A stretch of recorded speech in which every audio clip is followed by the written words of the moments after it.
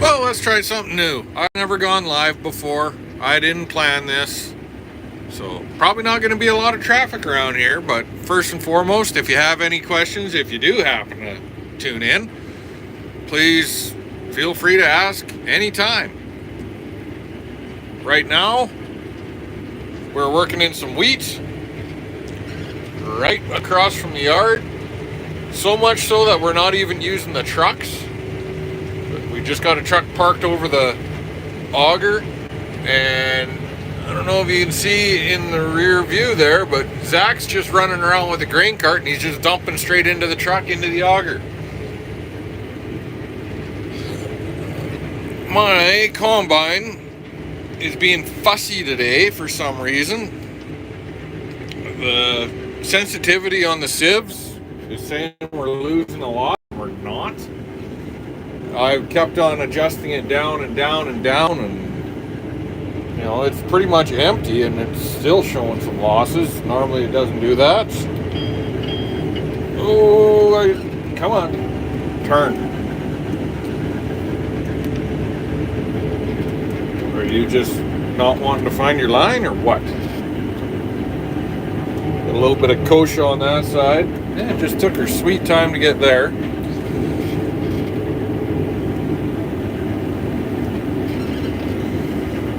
If Zach's not far away, I might just dump in him right now. I'm 3/4 full. Probably can see there. I got lots of room right now, but it's nice to keep the grain cart guy moving, and he's right behind me. It's another issue I've been having today. I don't know. Dad's had the same thing, so we might have to put our heads together and figure a different strategy. So, throw the auger out. That's the universal sign for us that we are waiting on a grain cart.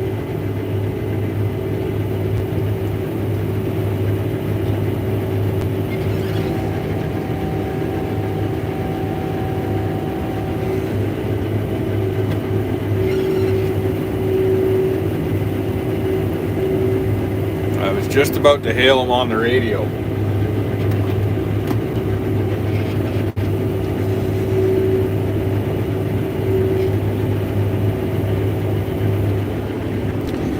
Overall, the crop isn't a write-off, but it's not a disaster. It's not horrible. Where field average is around 50, and the very far side of this field isn't world class. It's kind of gravelly, but it sure looked like there'd be a lot more going on this year as far as yield.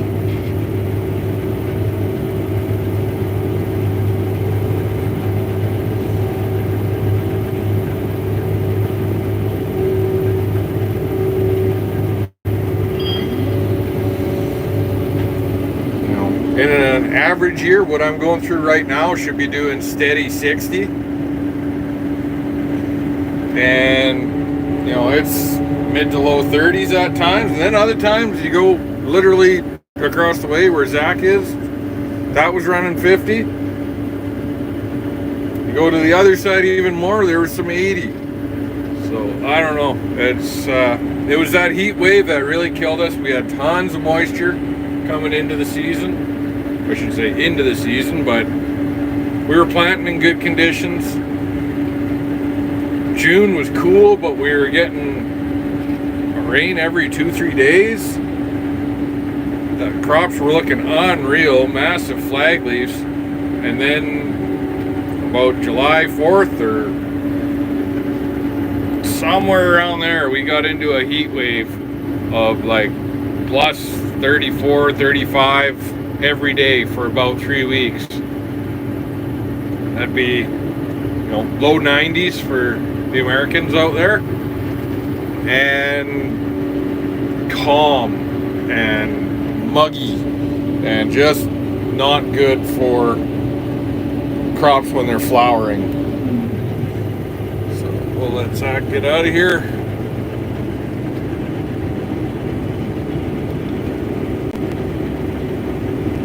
I'm in my 8250 Case IH combine. She's I got some fresh garden cucumbers and some leftover, still got a little bit from lunch, leftover turkey. Something spilled in there, so that's not good because I got my drone in there. Yeah, and I'm running my dad's FD 135 header. That's a MacDon header. If you've seen the channel before, my identical header to this burnt last year. I think it was September 1st. And so then we ended up having to buy a 40 foot, which kind of sucks, and I'll allude to that later. I shouldn't say it. I like the 40 foot. I like the 40 foot better because it's a double knife drive. But it's a pain in the ass because my combine can't do anything bigger than a 35 foot. I can barely lift this 35 foot ever since we put the Contour Buddies on. I've considered taking the slow speed transport off just to make it lift a little faster. And depending on the day and my mood, some days it's really close to happening.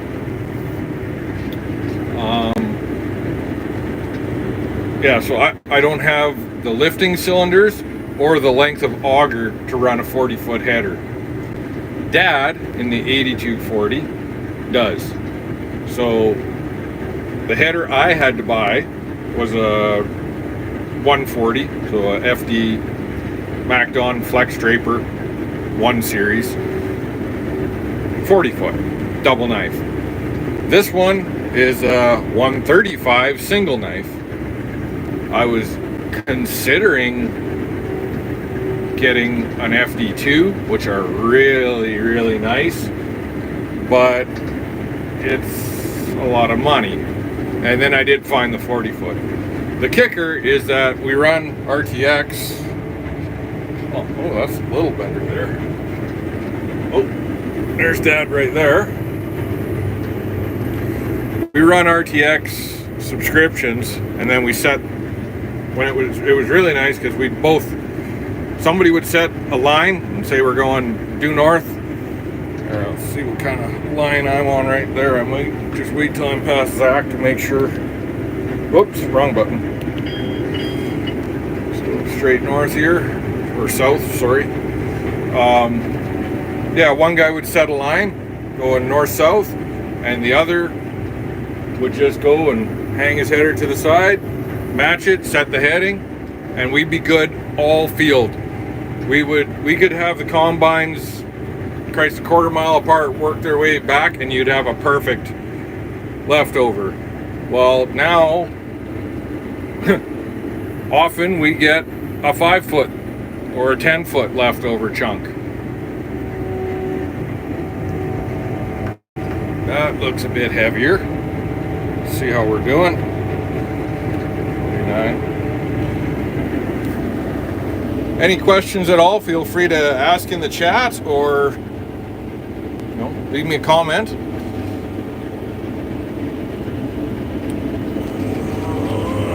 Sorry, I'm just focused on this down stuff, trying to get as much of it as I can. It's kind of green. I need 8 bushel an acre for a second there. If the whole field was like that, boy, we'd be, and that, I should say, last year we had this variety of grain. This is Wheatland, AAC Wheatland. It's a varietal blend. And we had drought here, and we were averaging 55 bushel an acre. And in the low spots where there was, and the crop looked a lot shorter, a lot thinner than this, where it had moisture, it really performed.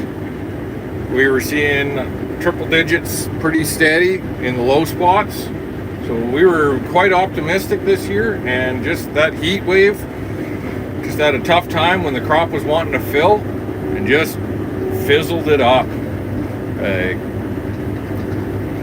So probably cost us 20 bushel an acre in the wheat is my guess, at least. Because truth be told, I was hoping for 80 bushel wheat this year based on how much rain we got. Ooh, that's getting a bit damp. Just gonna stay off of there a bit. We can always come back to this, and if we got a good dry hopper, we'll rip in,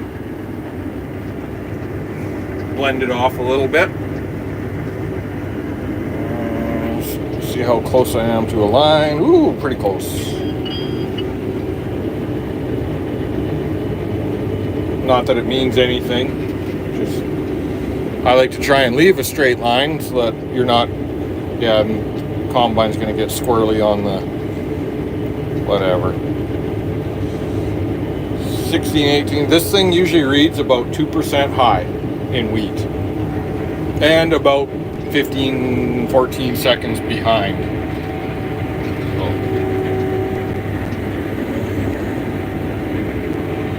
There, 80 bushel, 78. I'd be very happy with that. So where we are right now, I'm gonna go around this. Yeah, you're being finicky today. I don't know if something's up with our settings, but it's really causing us some grief with these. We're not overloading anything, but maybe we just need to get a better pre-clean setting, or change our sieves, or change our wind. It's been doing a fairly clean job, so I don't really want to change too much, to be honest. Something else you can see is a lot of wild oats in places here. We had some spray. It worked, like it killed the wild oats that were there. But when we sprayed this, we've got a few different chemicals that we use to get wild oats out of wheat or durum. And there was a little bit of a mix up, and we sprayed the one that's got some residual. We didn't spray the one that's got some residual, which is nice because it'll kill the weeds for about a week or two that are just ready to pop through. Unfortunately, we sprayed the wrong stuff here. Now, the stuff that has residual, we like to use that. It's much better in my mind, but if we're getting our crops set up for peas or lentils, we don't put it in. We use the non-residual stuff. I gotta pay attention up here because there's a rock on the headland, and the neighbor's got the same crop as us as well. So there is a little bit of a gap there. There's a big rock somewhere up here. So anyways, we didn't want to use the stuff that's got residual because this was peas last year. And that's just peas on peas, that's a disaster. But we try and have a 5-year rotation between our pulses and our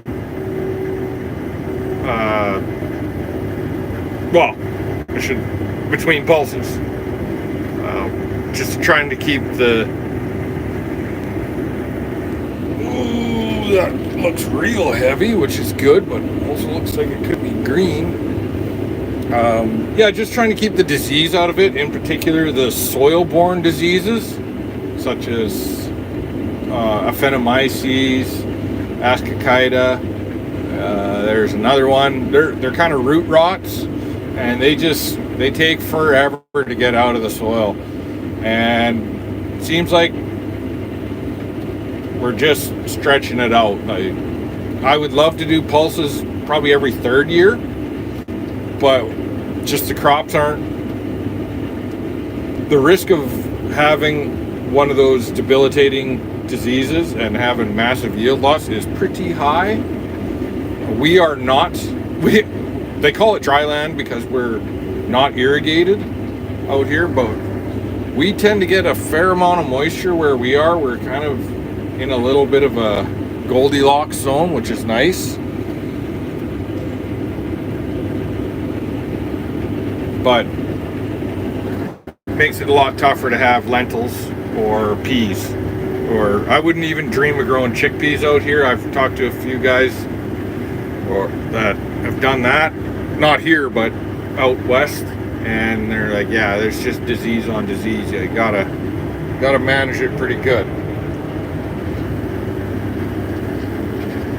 I hope that probably in the next 5 to 10 years, there is more research, but there's varieties come out that are resistant to some of these root rot, and that would be a real game changer, because the pulses are so nice to have in the rotation. They're a lot less input dependent, so you don't need to fertilize them. A lot of them nodulate nitrogen from the air on their own. You just put the right bacteria with them and they do wonders. How's this for moisture? I don't believe that, but that's pretty good.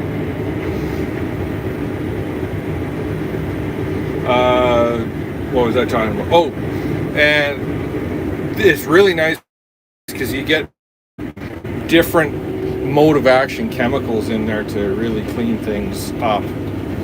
And you know, when you're doing short rotations and that kind of stuff, you end up with a lot of weeds that are resistant. Like I guarantee some of these are group 2 resistant wild oats. That's a problem in the area. You can see we got kochia coming in. That's probably all group 9 resistant, which is Roundup. I'm at the point now where I don't consider Roundup a kochia killer. You got to add something in with your Roundup to kill the kochia.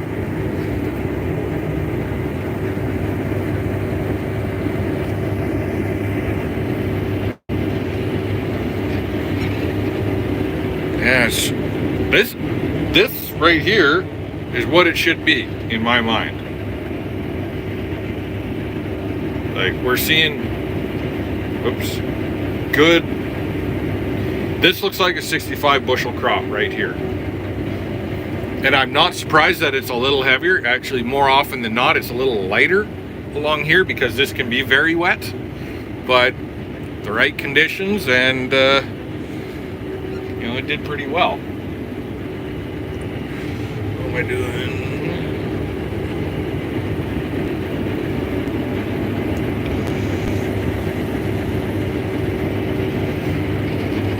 Sorry, just checking some stuff out, making sure I'm not doing anything too wrong.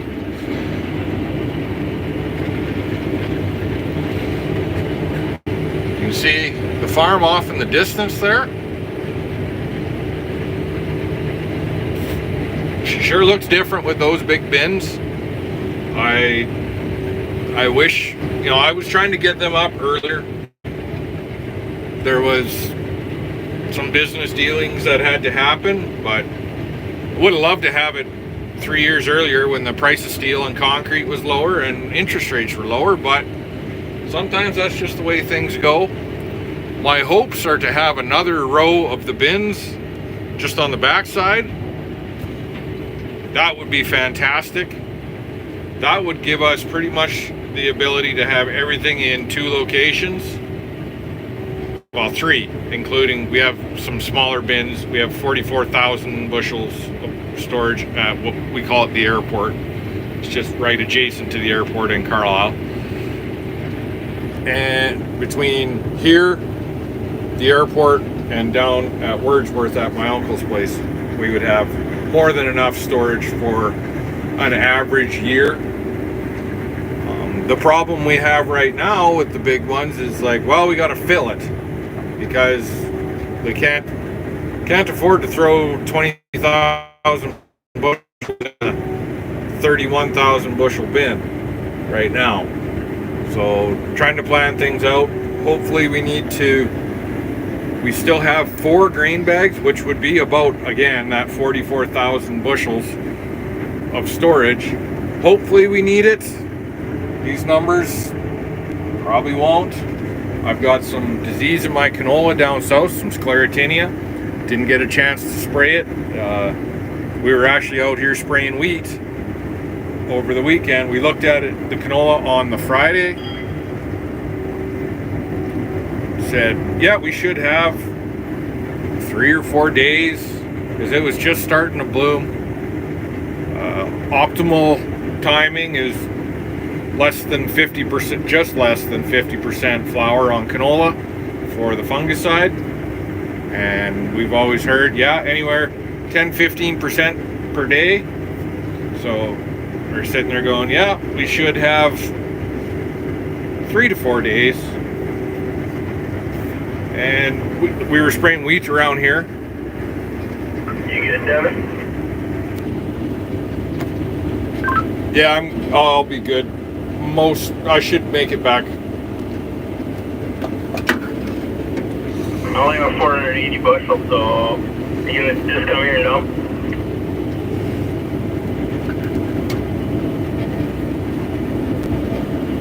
Yeah, I'll cut across.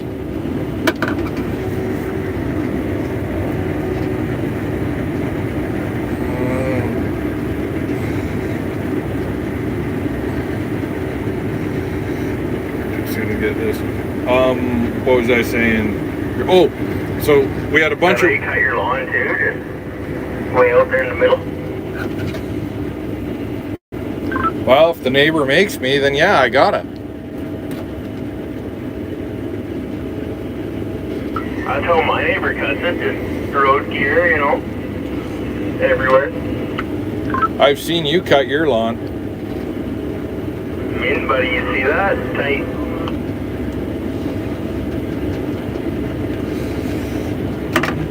Zach just lives like 60 yards away from me, straight across. So,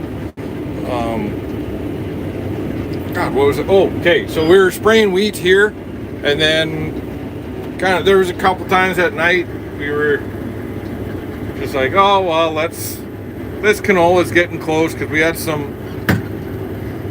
Sorry, had a fly. Had some early canola, had some late canola, but June was quite cool, and it seemed like all the canola synced up in the same stage. And so we sprayed some here, some there, not all of it. Was planning on spraying most of it, and then we go to look at it Monday morning, and we're just like, oh boy, it changed so much that if you're over 50%, there's not a lot of point. 50% bloom. There's not a lot of point in spraying. Fungicides are a preventative, not a cure. And one of my neighbors down south, he likes to say, well, late spraying fungicides like wearing a condom to Lamaze class. So, you just kind of gotta deal with the consequences of your actions or inactions.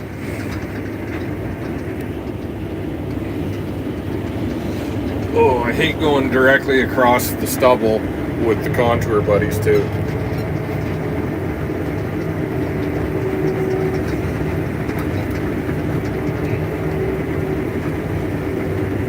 I am happy that we're seeing lots of dry stuff, because that gives us lots of ability to blend stuff off.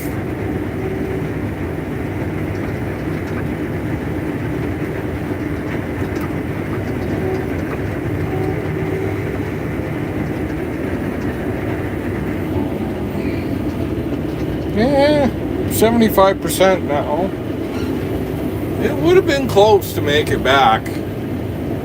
Well, depending on what the yield was.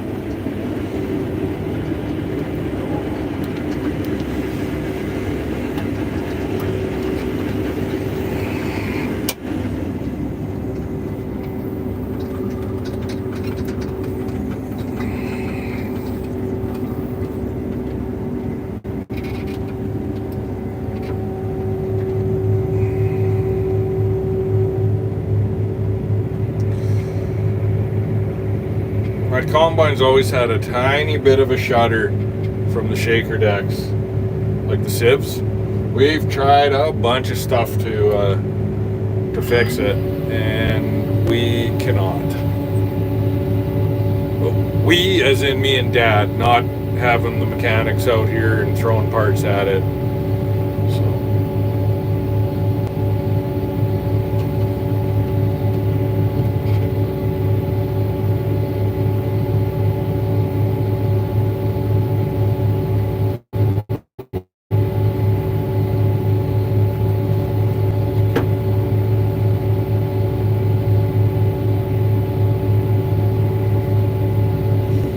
see what the field is saying. 48 bushel, yeah.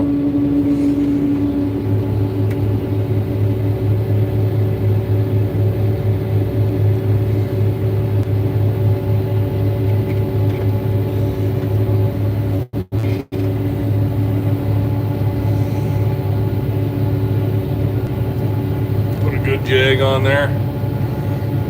It's only an 850 bushel cart, which until we got the most recent combine was more than enough, but now with the 8240 it takes a bit more. Like, it can hold a good 400, and if you're dumping on the run, you know, I've had it where I think last year we were doing 75 bushel peas, and you know, you're getting 430 bushel off of them. This combine you're getting 360. So you're getting a pretty full cart and not a lot of wiggle room with my short auger. So hopefully we can afford a new cart in a couple years, or hopefully next year, because I'd like to get to the point where we're hauling, like we are going to try this year to haul from down south up here, mainly the canola. Canola, again, it's not going to be world-class yields out of it. So to haul it, be about 16 miles here with 2 semis. I think that's entirely doable. If it was wheat or durum or barley or peas, I do not think that would be the case. So.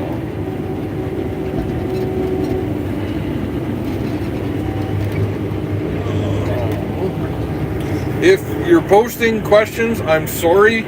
This is my first time doing a live stream, and I haven't quite figured everything out yet. Chat viewing options. Let's do live chat. All right. Nobody sent me. I'm not saying I need anything sent as far as messages. I just wanted to make sure that I wasn't overlooking anything.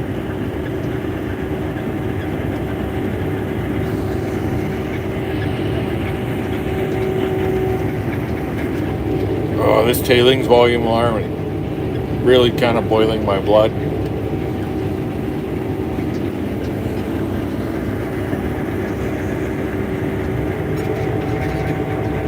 This thing too, it always wants to. I should change that, but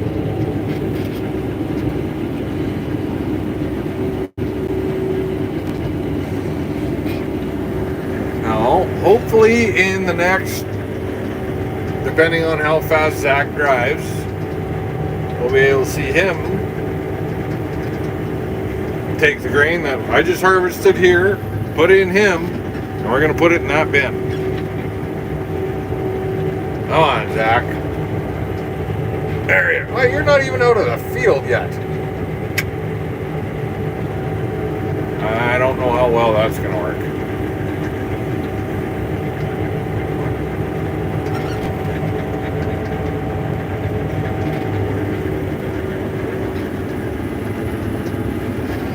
There is definitely something brewing to the southwest of us too, and typically weather comes in from the west. Hopefully we don't get any. It's kind of nice. Like, this is the most we've gone in a single day. Like, today we started before noon. That's the most we've gone. I don't know. Right now it's what, 4 o'clock? I guess we did 6 or 7 hours the one day. But I guess I'm saying this is the most potential we've had to go in a single day. And I just really would like to be able to go more than 2.7 without overloading my sieves. It's kind of boiling my blood. Can I zoom? Whoa, I can. Stability is going to be an issue. So if you get seasick, I'm sorry about that. We don't have perfectly smooth fields out here. There's sprayer ruts, there's rocks, there's washouts, there's, well, just the furrows. You can kind of see right here, but Zach's ripping around to dump into the Timpty. We did get another semi. I bought a new semi this spring, new to us. I think it's a 2011 or a 2013, I can't remember. Volvo. It's a heavy spec, nothing special about it at all. But we just, in the last 2 weeks here, bought a Emerald manufacturing tandem off of, can't really call them a neighbor because they're about 30 miles to the north of here, but they are, one of them's I've known for a long time, and found it on Kijiji, and of course they had an offer at the same time, and said no, I'd come up and take a quick look, and damn, that thing's in really good shape. So we ended up buying that. Zach absolutely loves it. It's, you know, tandems are shorter wheelbases and a little more nimble. That Volvo also has a shorter wheelbase and it turns really, really hard. So Zach just absolutely loves to drive that thing. He loves the way it shifts, apparently. So he can do that.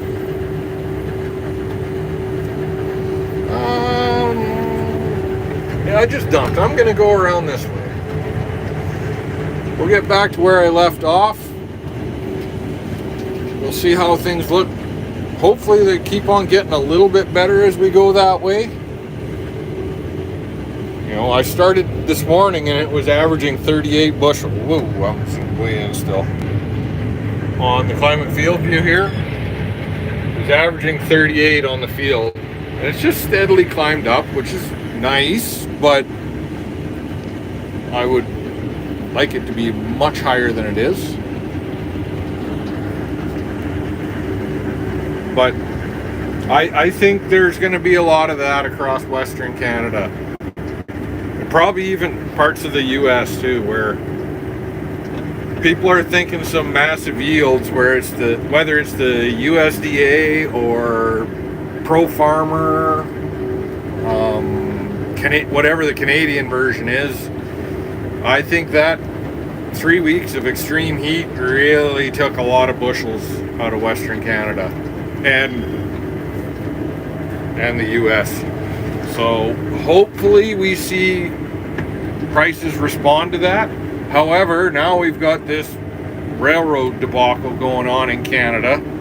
So probably increased bases are gonna just eat away at our profits, or what little profit we were gonna have. And she'll be a real tight winter. But that's part of farming. There's nothing guaranteed in it except stress. Lots of stress, that's guaranteed. Come on. There you go.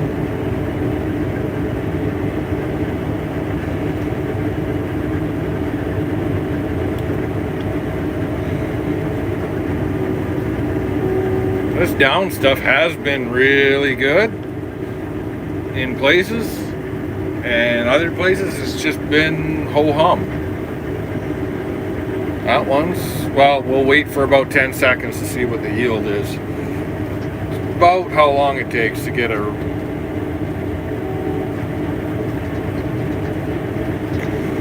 probably any second now. You're gonna be, if it was a good spot, you'd see it go up now. So unfortunately, that was one of the ho-hum low spots. You can see some of the kochia we got out here, and we spot sprayed mainly headlands. I did the same. This is Dad's field. I did the same in my 2 fields of wheat. You know, there's a couple spots where you can see, oh yeah, we got kosher, we got green stuff coming in, and I don't necessarily like to pre-harvest where you spray Roundup on your crops. For not that there's going to be residual, because that's just misinformation, but I feel like, yes, some things you do get the benefit, like the big tall Canada thistle. Yeah, it's great to do it then. Ooh, I don't like the color of this. This might be green. A little bit of green down there. Oh yeah, there goes the moisture. We're gonna get off of here. But especially if we're still in August, I like to be able to swath or clean it up. And I'm sure if you look real hard, there's little stuff growing in, and you know, maybe your combine settings aren't absolutely perfect, and you're throwing some out the back. It's really nice if we can get, I know I said I don't want rain, but sometimes it's nice after a field's harvested to get a nice little rain and just make everything germinate, and then you're able to get a wicked kill. Like last year, we got a phenomenal kill on the, especially on my barley.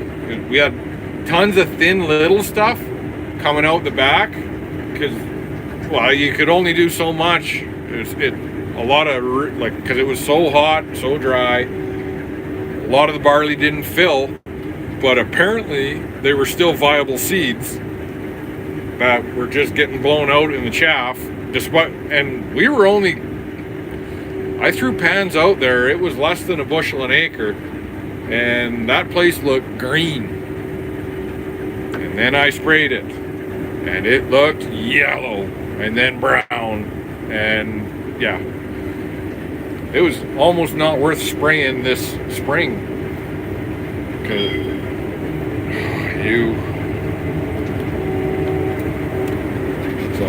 no, I just don't love pre-harvesting, partially because you do end up tramping unless you do a spray plane or a drone. I have a company that literally invited me on Monday when we were starting harvest to come out and, you know, demo a drone. So I said, well, unfortunately I can't make it till after harvest. They said, no worries. So eventually we will have some drone spraying footage going on. I'm really excited about that. I wouldn't say planning, but I'm strongly hopeful that I'm able to afford a couple of drones. I think 2, bare minimum 2, is what you'd need to make it worthwhile, so that you can have one going while one's filling, and then you're probably averaging hopefully 45 an hour per drone. I shouldn't say that. I'm not going to stick my foot in my mouth talking about drones, but you know, you're not doubling your production, but you're doing really well. We have an old gooseneck trailer that we used to use as our tender trailer, like our water tender or spray tender, and I'd really like to turn that thing into like a drone tender trailer landing platform setup. I think that would be really cool. I was holding out to put a grain cleaner on it, but I don't know if that's necessary. I have an old car trailer as well that's enclosed, like it's got a homemade enclosed trailer. I think that the size of it would be better for one of those air grain cleaners, so hoping to maybe get my hands on one of those at some point too. All sorts of projects. I like building stuff. I'm a decent welder, probably better than average for a farmer.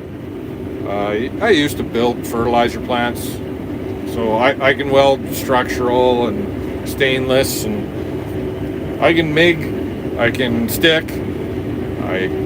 I've never tried TIGging. My brother is a phenomenal welder and even better at TIG. And I'm actually a good carpenter as well. Oddly enough, Dad was a carpenter early on when he was farming. He built most of the addition of our house, or the house at the farm. And then there's the fact that I used to be an engineer. I don't know if you're ever not an engineer. I'm not a practicing engineer. I still have my engineering degree. So I'm a big fan of building stuff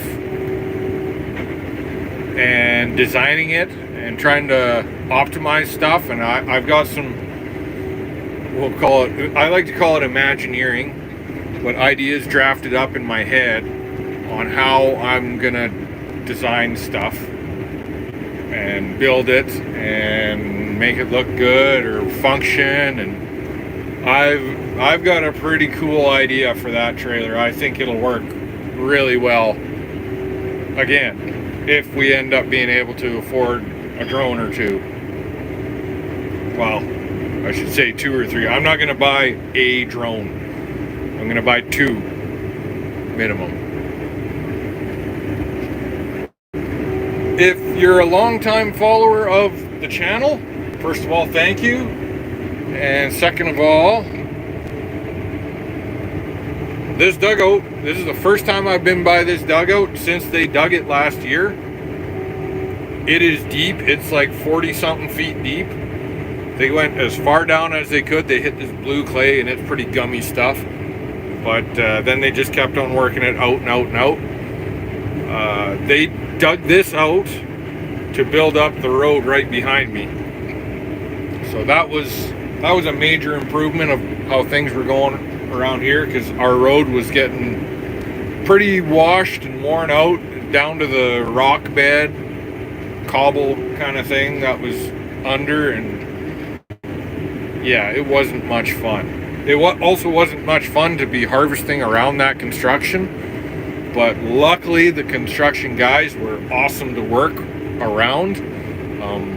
We chat with them, say, yeah, we're going to be doing this. They're like, yeah, we'll work on the far side if you guys are always coming in this way, or hey, we're going to be here. They're like, okay, no, we'll make it so that you guys can come in off the highway and into the yard. So they were phenomenal. And they found that big rock, which was nice of them to pluck that thing up. And if a guy ever needed an ornamental rock, I guess I could haul it that few hundred yards. They did kind of leave it right where we like to run across with the equipment. It's just a nice flat spot right here. We're getting into the high moisture stuff again. Should blend up. Oh, 23. Yeah, we're getting out of here.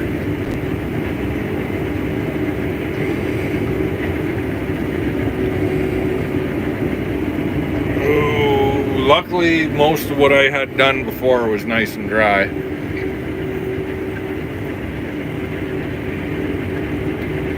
See, now I don't believe it.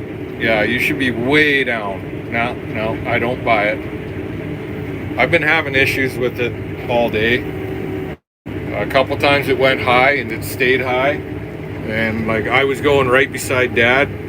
This thing was saying like 23% and his was saying 14. And we've tested against his. I've also had it do the opposite. Well, it's famous for just all of a sudden bottoming out to like 10.2 and staying there. And then sometimes you just need to reset it, like shut down the machine and restart. So, yeah, it's taking its sweet time, but 15's okay. 14.5 is dry for wheat, if you're not familiar. Putting warm grain into the bin and we'll put air on it. the heat will draw some of the moisture out. So I would guess she'll drop a point in the bin just as we're running aeration to it. You know, we're not, I kind of after the fact started talking to a few guys that had built bins recently, and they were putting double the fans and double the mushroom vents on top of the bin to be able to dry. And they said it does work. Like, you just pump air through them and it will dry. These, they'll dry a little, but you're not gonna dry at 3-4 points, at least economically. So, but we're mostly it should blend off pretty good. Tailings volume high again. At least it's high because we're having decent yield. Was hoping for 80. I think now we're hoping for 60. We'll see. Try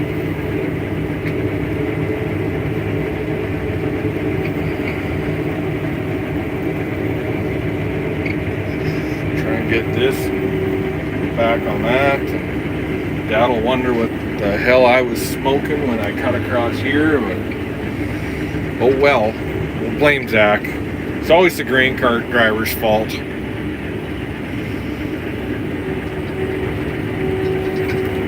Yeah, that's it. Woo, girl.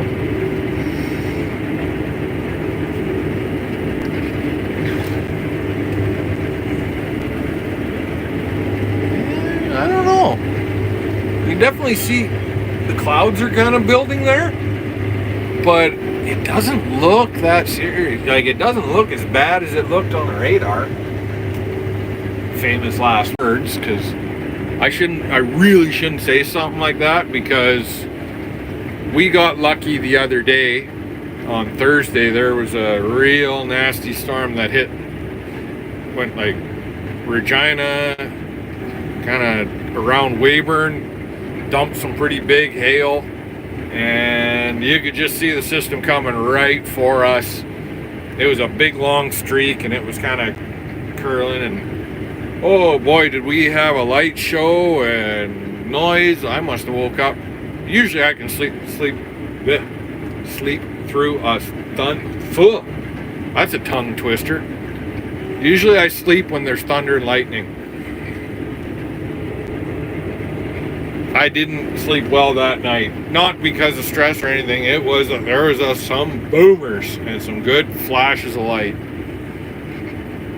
Well, yeah, Weyburn had big hail, bunch of rain, even south of us, an hour, not even an hour. Alameda's half an hour or a little better. One guy I know there, he had between 1.2 and 1.5 inches. Down south at Wordsworth, we had 0.3, so 3/10. And up here, we only had 1/10. And we thought we were gonna get smacked. So by me sitting there pointing out that cloud, almost mocking it, I'm pretty much asking for trouble.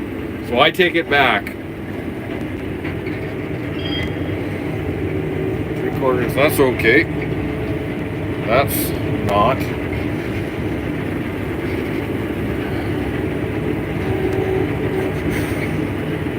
Man, yields like this make it hard to upgrade equipment. Was really hoping that this would be my last year with this combine. Not that it's been bad to us. This combine's been around here for a long time. So my neighbor Joey, who's I guess kind of over that way, he bought it. He ran it for a few years. I don't know if he bought it brand new. I don't think he did. That's barely any kosher. I'll pick that through. I think he bought it short, like a year or two old, but don't quote me on that. And then Dad bought it, and he had it for 3 years, and then I bought it off of him, and this is my 3rd or 4th year with it. We haven't had to, we've done a lot of maintenance to them, but we haven't had much by the way of major breakdowns. We've had some issues, you know. We've had a DEF injector blow and make a hell of a mess. Last year it almost started on fire. That would have made the decision a lot easier. Ooh, that was chewy. And we haven't had any gearboxes go. We did have a little clutch thing go. Some odd stuff happen, but nothing critical. So she's been good to us. It's just like I talked earlier, we'd like to go to 40 feet headers. I already have a 40 footer. Would be nice to have two 40s so that everything matches up. It would be really nice to have FD 240s instead of just the FD1 40. Ooh, there's more kosher there than I thought there was. Come on, feed. Crunch. Let's wait for him. That wasn't that bad.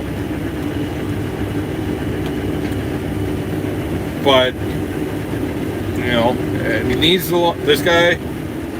There's a lot of features on Dad's combine that I really like, and I'd like to find that combine with less hours, or an 8250 with the automation and less hours. We'll see what happens. The big thing is I don't have the lift cylinders under here to lift a 40-foot header, nor do I have the length of auger to clear the 40-foot header. Another feature I really like on Dad's is the hydraulic fold on the topper. Mine is an old manual one. Kind of see it. I guess the corners look almost identical to Dad's. He's got a little more horsepower. He's got the, what do they call it, the premium or surveyor cab. So he's got leather cab, and it's got storage back here. It's got storage here. It's got not that you need it, but it's got the fridge in here. Better lights on it. It's got larger back tires. And it's got the bigger lift cylinders, longer auger. Oh, and the pointable spout, which is really handy. So, anyhow, I'm coming up on an hour here. I just want to say thanks for tuning in. If you haven't already, please like and subscribe. And I plan on doing this a fair bit more. But I'm not always in an exciting piece of equipment. Sometimes I'm bombing around in a grain truck, and it's really hard to go live. But I should definitely do it more when I'm in the sprayer or the disc or doing some ditching, and I plan to. So thanks again, guys. Take care.